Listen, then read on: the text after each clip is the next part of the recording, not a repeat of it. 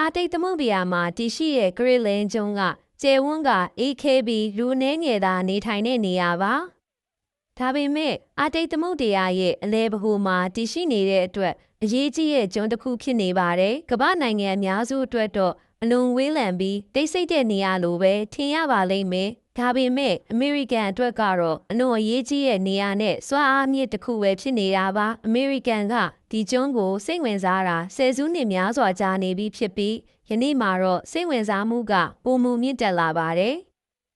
ပထမအရေးကြီးဆုံးအချက်ကဒီနေရာအနေထားပဲဖြစ်ပါတယ်အာတိတ်သမုဒ္ဒရာကမြောက်အမေရိကနဲ့ဥရောပကြားမှာတည်ရှိပြီးမြောက်အတ္တလန္တိတ်နဲ့အာတိတ်သမုဒ္ဒရာတစ်လျှောက်စီးရေးလှုပ်ရှားမှုတွေကိုစောင့်ကြည့်ဖို့အခြေစိုက်စခန်းတည်ရှိရာနေရာလည်းဖြစ်ပါတယ်ဒုတိယကမ္ဘာစစ်ကတည်းကအမေရိကန်ဟာအာတိတ်သမုဒ္ဒရာမှာစခန်းတွေတည်ဆောက်ခဲ့ပြီးယနေ့အထိဂရစ်လန်ကျွန်းရဲ့မြောက်ဘက်မှာတည်ဆောက်ထားတဲ့ဒူးလဲလေးတက်စခန်းကိုလေကြောင်းရန်ကာကွယ်ရေးနဲ့အချက်ပေးစနစ်များအတွက်အသုံးပြုရမှာအရေးကြီးတဲ့နေရာတစ်ခုဖြစ်နေစေပါ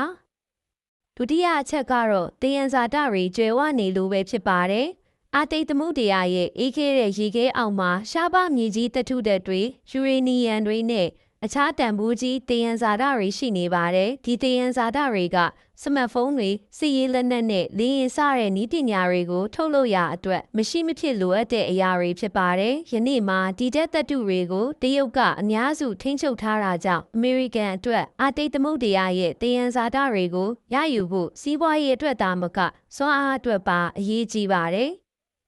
တတိယအချက်ကနိုင်ငံရေးလွှမ်းမိုးရန်ပြိုင်ဆိုင်မှုပါရုရှားကအာတိတ်သမုဒ္ဒရာမှာစစ်ရေးတိုးချဲ့ကစစ်ရေးစခန်းဟောင်းတွေကိုလည်းပြန်ဖွင့်ပြီးနျူကလ িয়ার စစ်သင်္ဘောတွေပါထည့်သွင်းထားပါတယ်ဒါရီမကသေးပါဘူးတရုတ်ကလည်းအာတိတ်သမုဒ္ဒရာဟာတရုတ်စိုးမိုးထားတဲ့နေရာဖြစ်လို့နေပြီလို့ကြေညာပြီးအာတိတ်သမုဒ္ဒရာဒေသမှာရှိတဲ့ကျွန်းတွေမှာအဆောက်အဦတွေတည်ဆောက်ဖို့ရင်းနှီးမြှုပ်နှံထားပါတယ်အမေရိကန်အတွက်တော့ဒီအရာတွေကသတိပေးချက်ဖြစ်တယ်လို့ယူဆထားပါတယ်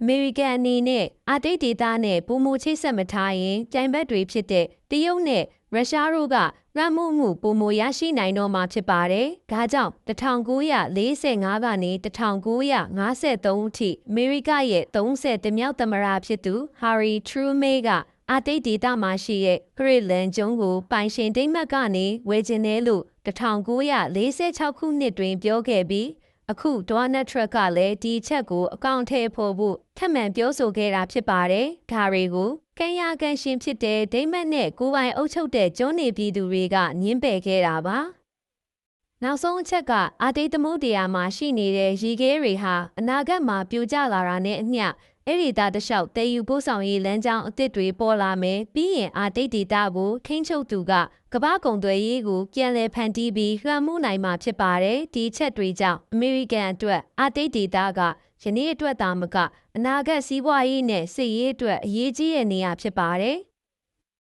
ဒီခင်းချင်းတွေကြောင့်ဘာတွေဆက်ဖြစ်သွားနိုင်မလဲဆိုတာကစိတ်ဝင်စားစရာတစ်ခုပါဖြစ်နိုင်ခြေအများဆုံးကတော့နောက်လာမယ့်နှစ်တွေမှာအမေရိကန်ကအာတိတ်ဒေသမှာရှိသူတွေနဲ့ပုံမချိတ်ဆက်မယ်ဆိုတာအလားအလာအများဆုံးပါအမေရိကန်ကဂရစ်လေမှာတန်တမန်ယုံတွေတိုးချဲမယ်စီးပွားရေးအကူအညီပုံမပန့်ဖို့ပေးမယ်ပြီးရင်တူးလဲလေတပ်စခန်းမှာစစ်ရေးချိတ်ဆက်မှုပုံမခိုင်မာစေမယ်တရုတ်ရင်းနှီးမြှုပ်နှံမှုကိုတားဆီးဖို့လေဆိပ်ရေကြောင်းစိတ်ကမ်းဆက်သွယ်ရေးစနစ်တွေကိုတည်ဆောက်ဖို့အမေရိကန်ကပြုလုပ်လာနိုင်ပါတယ်